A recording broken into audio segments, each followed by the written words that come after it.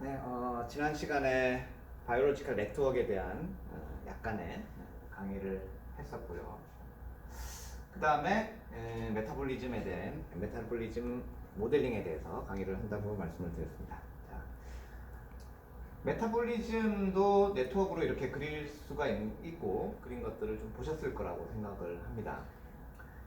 근데 메타볼릭 네트워크는 다른 네트워크와는 달리 좀 심플해요. 베이지안 인퍼런스가 별로 필요가 없습니다. 왜냐하면은 메타볼릭 네트워크는 바이오케미컬 프린시플에 의해서 철저하게 관리가 되고 있기 때문에 굳이 베이지안이 잘 모를 때 뭔가 우리가 실험을 통해서 점점 확신을 가져가는 것이 베이지안이라고 그랬죠. 지난번에 혹시 제가 베이지안 스태티스틱스에 대해서 이그젬플을 준 것 중에 마지막 문제 그거를 만약에 제가 지금 우리가 코로나 바이러스를 진단할 때도 한 번 하지 않거든요. 한 3번 정도 해서 3번 다 포지티브가 나와야지 확진자로 판명이 납니다. 근데 그때 한 걸 가지고 이제 3번을 검사를 했다. 그러면은 그 확률이 어떻게 될지 한번 계산을 해보시면 알 수 있을 거예요. 한 번 했을 때랑 2번 했을 때랑 3번 했을 때랑 포지티브가 나올 때마다 그러니까 그 안에 그 앞에 썼던 그 probability를 그대로 써야겠죠. 두 번째는 쓰고 그렇게 해서 올라간 probability를 또 그 다음 쓰고 이렇게 쓰면은 이제 점점 할 때마다 점점 이제 신뢰가 높아지는 거죠. 자기의 이 검증에 대한 신뢰가 점점 높아지게 되는 겁니다. 그게 이제 베이지안이거든요.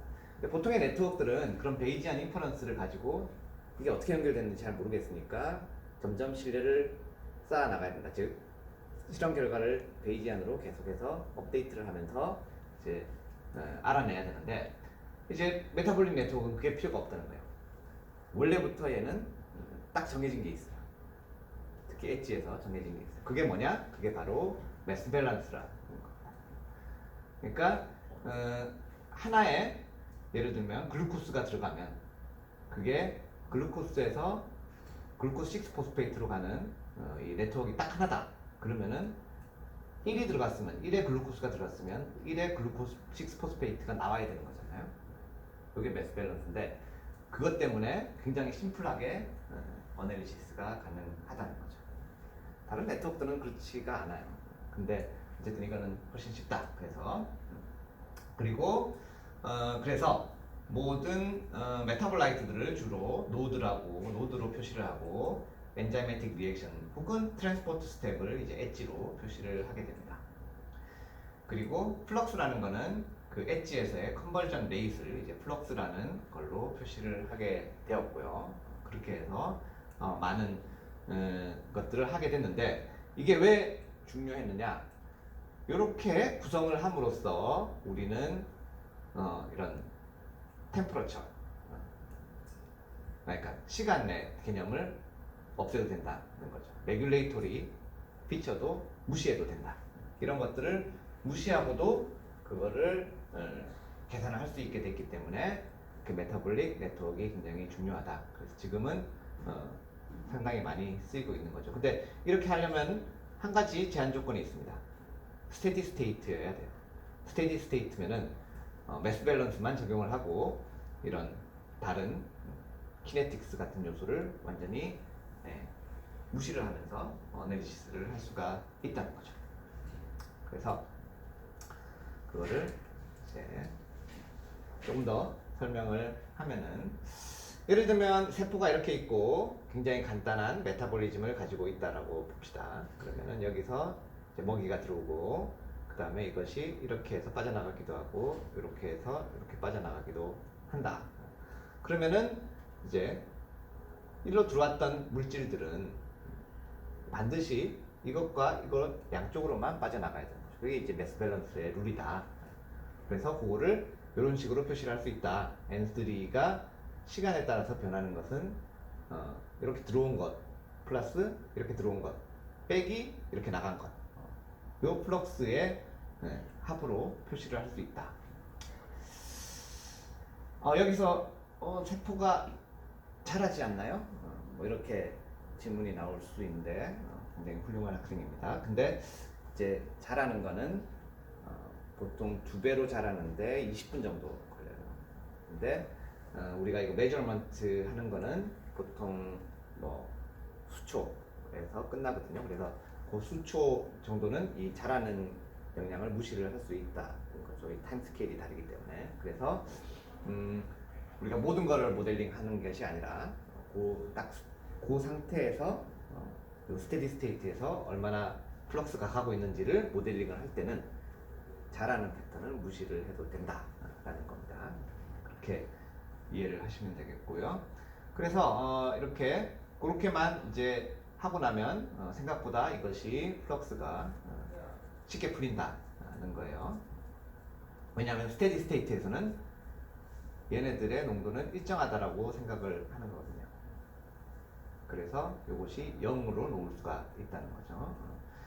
그래서 그러면은 어떻게 스토이키오메트리를 구성하나요? 생각보다 단순해요. 여기에 리액션들을 쭉 놓고 X축에는 Y축에는 메타볼라이트를 이렇게 쭉 놓습니다. 그래서 자 A 이렇게 보세요. A를 보면 리액션 1에 의해서 플러스가 되죠. 그 다음에 리액션 2와 리액션 4에 의해서 마이너스가 돼요.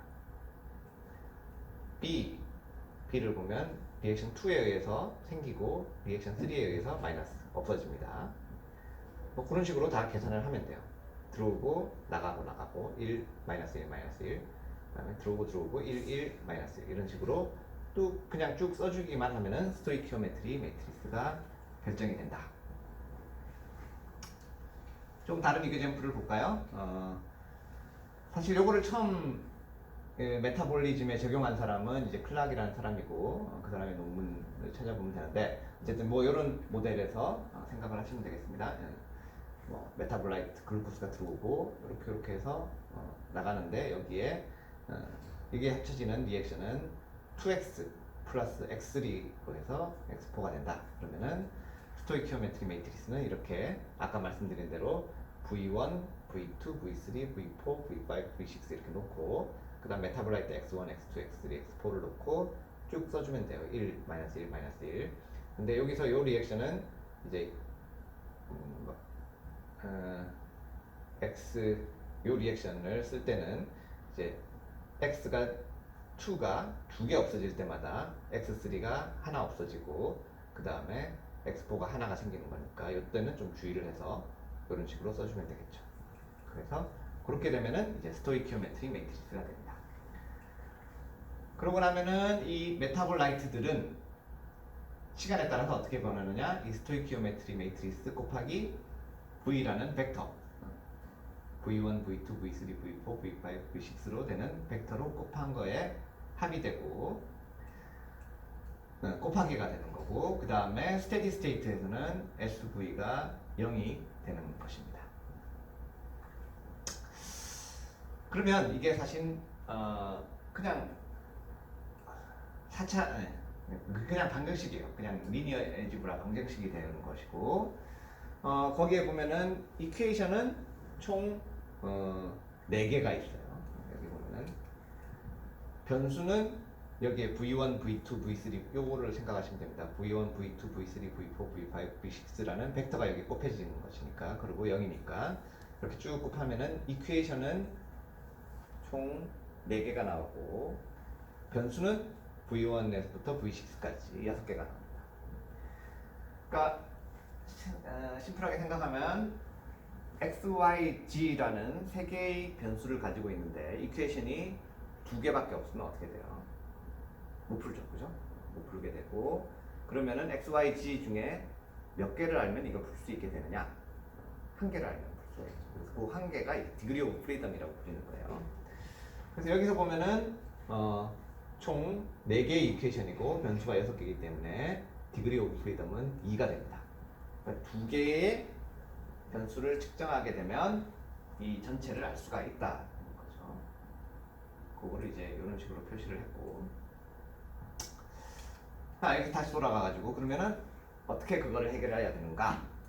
뭐 글루코스 먹는 속도 다 속도잖아요. V라는 거야. 그러니까 글루코스 먹는 속도를 재고 그 다음에 이 중에 뭔가 하나가 만들어지는 속도 재면 되는 거죠. 그렇게 해서 두 개만 측정하면 다른 것들은 측정 안 해도 이것들을 다 알 수가 있다. 이것이 이제 스토이키오메트리 매트리스를 이용한 플럭스 어널리시스, 메타볼릭 플럭스 어널리시스가 되겠습니다. 그래서 이런 식으로 표시를 하게 되고, 여기서 U는 unknown. 그러니까 V 중에 우리가 두 개를 측정했다. 그러면 측정한 거는 이제 measured. 그래서 VM이 되는 거고, 측정 못한 거는 unknown이라고 이렇게 씁니다. 그래가지고 이 S를 unknown과 measured로 이렇게 나누고, V도 unknown과 measured로 이렇게 나누면 돼요. 그래서 이렇게 보면 이렇게 여기 나와 있죠. 아까 V1과 V6를 측정을 했다라고 치면 아까 스토이키오메트리 매트리스에서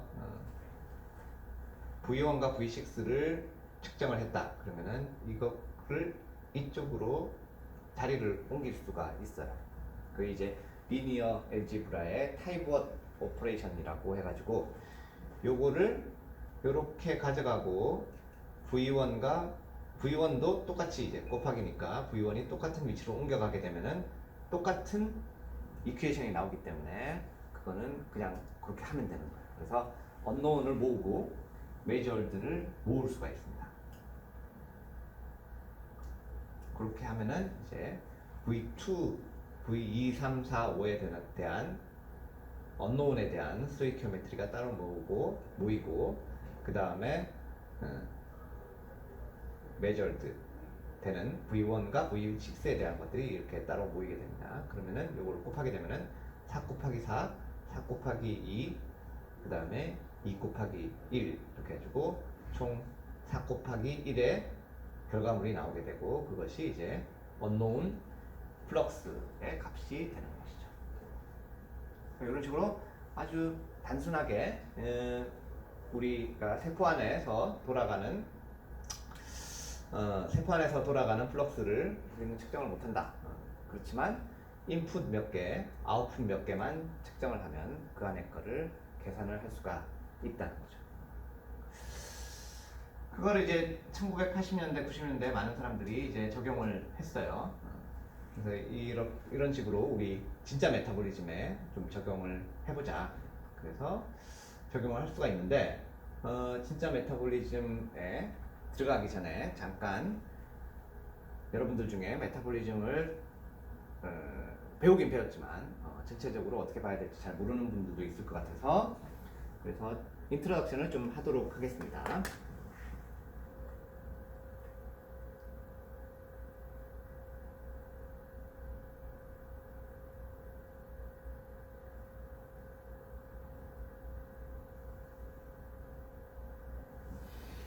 자, 우리의 메타볼리즘은 어떻게 이루어져 있느냐?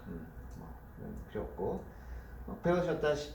배우셨겠지만 이제 카타볼리즘과 아나볼리즘으로 이루어져 있죠. 그래서 카타볼리즘은 이제 글루코스 이런 것들을 분해하면서 에너지를 얻는 것이 카타볼리즘입니다. 그러면서 조그마한 메타볼라이트들을 만들게 되죠. 그래서 이거는 기본적인 목적이 에너지와 빌딩 블락을 얻는 것이 카타볼리즘이 되겠고요. 그 다음에 아나볼리즘이 있습니다. 아나볼리즘은 만들어진 빌딩 블락들을 가지고 우리가 필요한 것들을 만들어내는 거예요. 예를 들면은 뭐 글루코스를 만들 수도 있고 DNA도 만들 수가 있고 필요한 아미노액시드, 리피드 같은 것들을 만드는 것. 여기 에너지가 들어가겠죠. 그래서 그런 것이 이제 아나볼리즘이다라고 생각하시면 되겠고, 카타볼리즘의 가장 대표적인 것이 이제 글라이콜리시스죠. 이거는 뭐 많이들 배우셨을 테니까 빨리 넘어가도록 하죠. 글루코스가 들어와가지고 이렇게 쭉 분해되면서 파이루베이트까지 가는 것이 글라이콜리시스가 되겠습니다. 근데 꼭 글루코스가 분해되는 거는 이것만 있느냐? 그렇진 않고요.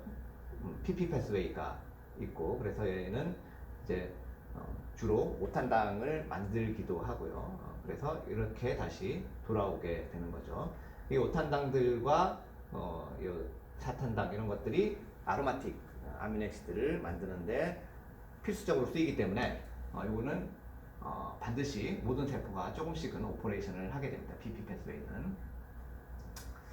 그 다음에 그것만 있느냐 하면은 ED 패스웨이도 있죠. ED 패스웨이는 박테리아만 가지고 있는데 이거는 글루코스를 이쪽으로 해가지고 빠른 네 스텝에 의해서 하나의 글리세랄데하이드 3포스페이트와 파이루베이트를 만드는 것이 ED 패스웨이입니다. 그렇게 분해를 할 수도 있고 뭐 에너지 양은 하나 ATP 하나를 적게 얻을 수 있어요. ED 패스웨이에서는 사실은 박테리아 중에 한 40%는 ED 패스웨이로 글라이콜리시스를 합니다. EMP를 아예 안 가지고 있는 경우도 굉장히 많이 있습니다. 주의를 해야 되고요. 그리고 또 최근에 많이 논문에 나온 거는 이제 자일로즈 이쪽으로 해가지고 이렇게 들어오는 패스웨이가 하나 또 발견이 돼가지고 그거를 많이 쓰고 있어요. 그래서 요거 말고도 한 2개 정도 이 노탄당, 유탄당을 분해해가지고 에너지를 얻으면서 파이루베이트 같은 걸로 전환시키는 그런 메타볼리즘이 있다. 그 다음에 파이루베이트에 가고 나면은 TCA 사이클로 들어가죠. TCA 사이클은 이제 옥시젠이 있을 경우에 이거를 완전 산화시키면서 많은 NADH를 얻는 패스웨이가 되겠습니다. 그래서 파이루베이트를 먼저 아스틸코에로 바꾸고 이때 CO2를 하나 날리면서 NADH 하나 얻고요. 그 다음에 이거를 C4인 옥살로아스테이트와 결합시키면서 이렇게 TCA 사이클을 돌게 만드는 거죠. 이때 세 개의 카본을 가지고 있는 파이루베이트가 들어가지만 여기 이 사이클의 네트 리액션은 3개의 CO2가 나오는 거예요. 그러니까 좀 복잡하지만 결과적으로는 파이루베이트가 완전 산화되는 겁니다. 한 번 돌 때마다. 그랬을 때 NADH가 많이 쌓인다 그랬죠. 그래서 여기서 상당히 많은 NADH가 나오게 되고 이 많은 NADH를 어떻게 할 거냐? 옥시젠이 있을 때 옥시다티브 포스포릴레이션으로 들어가가지고 ATP로 막 전환이 되죠. 그런 것도 이제 생화학 시간에 배우셨을 거라고 생각하고 그렇게 되면은 이 NADH가 ATP로 전환이 돼서 총 뭐 글루코스 하나당 28개를 만들어낸다. 뭐 이런 것도 배우셨을 거라고 생각을 합니다. 그래서 그것이 이제 TCA 사이클이 될 거고 TCA 사이클이 이제 옥시젠이 있을 때는 그렇게 NADH를 완전 산화시키면서 NADH로 전환이 돼요. 그렇지만 이건 옥시젠이 없을 때도 어느 정도는 필요해요. 왜 필요하냐? 많은 아미노산 뭐 이런 빌딩 블록들이 여기서 만들어지거든요. 그러면은 어떻게 되느냐? 옥시젠이 없을 때는 어떻게 하느냐? 옥시젠이 없을 때는 여기 중간을 끊어버립니다. 이게 펑션이 없어져요. 그렇게 되면은 이제 이렇게 가고 이렇게 가면서 인터미디에이트만 공급하는 에너지는 공급 안 하면서 인터미디에이트만 공급하는 식으로 오퍼레이션이 되기도 하고 뭐 굉장히 그래서 복잡해요. 사실 TCA 사이클의 레귤레이션은 굉장히 복잡합니다. 그리고 여기서 많은 아미노산들이 만들어지고 막 이러기 때문에 어떤 때는 이 중간 물질을 막 보충해 줘야 되고 이런 필요가 생기게 돼요. 그래서 그런 보충회로를 이제 아나프로레틱 패스웨이라고 부르게 되는 거죠. 아나프로레틱 패스웨이는 파이루베이트에서 옥살로아스테이트로 바로 전환되는 거, 뭐 PP에서 전환되는 거, 뭐 이런 것들이 있습니다. 그리고 그런 것들이 있게 되고 여기에 보이는 거는 글라이옥실레이트 패스웨이인데 글라이옥실레이트 패스웨이는 사실은 아나볼리즘이에요. 바이오신테틱 패스웨이예요. 주로 이제 아세테이트로부터 이렇게 이걸 이용해 가지고 다른 빌딩 블록들을 만들 바이오신테시스를 할 때 쓰이는 글라이옥실레이트 패스웨이도 여기에 보여주고 있습니다. TCA 사이클은 이제 주로 옥시젠이 있을 때 돌아가는 것이고 옥시젠이 없을 땐 그러면 어떻게 되느냐? 포멘테이션 패스웨이가 돌게 되죠. 이게 목적은 이제 글라이콜리시스를 하면서 NAD 플러스가 NADH로 막 바뀌어요. 이거는 굉장히 빨리 일어나거든요. 그러면은 NAD 플러스가 완전히 NADH로 다 바뀌어지고 나면 더 이상 글라이콜리시스를 할 수가 없어요. NAD 플러스가 없으니까. 그럼 어떻게 해야 되겠어요? 지금 산소가 있다면 옥시다티브 포스포릴레이션을 이용해서 NADH를 빠른 속도로 NAD 플러스로 바꿀 수가 있어요. 그렇지만 산소가 없는 상황이라 NADH가 다 쌓여가지고 글라이콜리시스를 먹을 수도 없고 소화를 시킬 수도 없다. 이때 퍼멘테이션 패스웨이가 돌아가면서 NADH를 빠른 속도로 이제 NAD 플러스로 바꿔주는 거죠. 그래서 그런 패스웨이가 이제 석시네이트, 그 다음에 에탄올, 그 다음에 락테이트 뭐 이런 패스웨이들이 다 그런 목적으로 이제 존재를 하게 됩니다. 그런 패스웨이들이 또 있게 되는 거고요.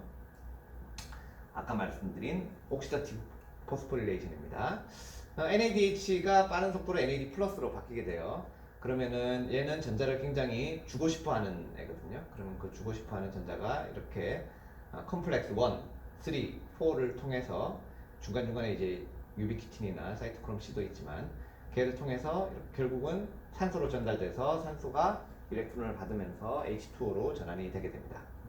역시 에너지를 굉장히 많이 얻는 패스예요. 왜냐하면 NADH는 전자를 굉장히 가지기 싫어하는 애고 옥시젠은 전자를 받고 싶어하는 애기 때문에 이 과정에서 많은 에너지가 나온다. 그 에너지를 어떻게 보관하느냐? 프로톤들을 밀어내가지고 여기에 쌓아둠으로써 이제 에너지를 보관하게 되는 거고, 프로톤 쌓아놓는 게 무슨 에너지냐? 왜냐하면 AT페이지라는 게 있어가지고 이 프로톤을 세포 안으로 끌어들이면서 ATP를 만들 수 있기 때문에 그래요. 그래서 일렉트론을 이렇게 전달하면서 여기 프로톤을 쌓게 되고 그것이 세포 안으로 들어오면서 ATP로 전환이 되게 됩니다. 이것이 프로톤 모티브 포스라는 개념이고, 그걸 통해서 이렇게 산소 환경 하에서는 많은 ATP를 만들 수가 있게 되는 거죠.